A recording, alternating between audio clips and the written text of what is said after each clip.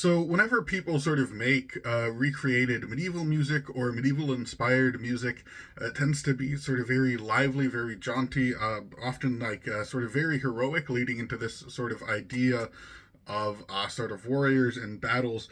And I think that's something that would be sort of interesting to challenge. So, particularly if we look at sort of Anglo Saxon poetry and literature from the time, it often doesn't have quite that feel. I mean, while there are, of course, heroic stories such as Beowulf or the Battle of Malden, they also do have a bit of a sort of fatalistic negative edge. So, for instance, Beowulf talks a lot about death and sort of what it means as a warrior to be ready to die. And likewise, the Battle of Malden is really focused on this idea of Brightneth, the sort of good earl who is still struck down, whereas the bad earl who flees is the one that sort of lives despite being a coward. They aren't very positive and necessarily in the portrayal of like how this warrior culture works. And if we look outside of like specific heroic poetry, they really have again like a very negative edge. So, for instance, we might think of a lot of again sort of medieval inspired music about sort of wandering warriors and they're so cool, they're badass, they're doing all of this exciting stuff. So, for instance, there is even a modern sort of folk metal song called The Wanderer that really leans into this. Whereas we have an Anglo-Saxon poem called The Wanderer that is almost the exact opposite.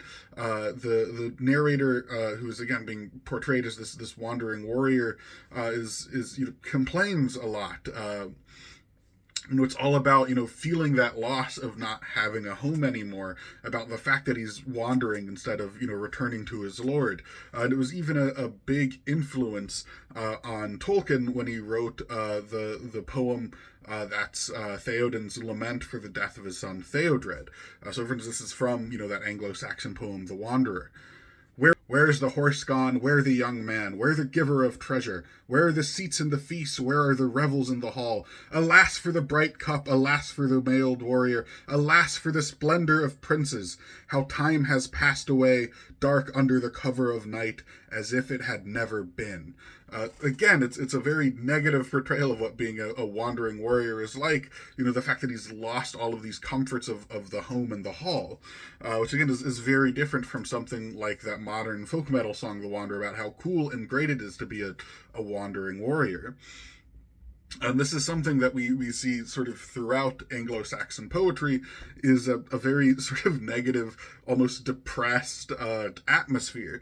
So in a lot of other very famous extant works of early Anglo-Saxon poetry, such as Deor, which is again a very beautiful poem about a wandering bard that is even more negative like this. It goes through a long list of sort of great tragedies from sort of Germanic mythology, and then at the end of the poem he gives his first person narration about how he used to be a great bard at in a lord's hall, and then another bard came and took his place, and now he's sort of set wandering around without a home.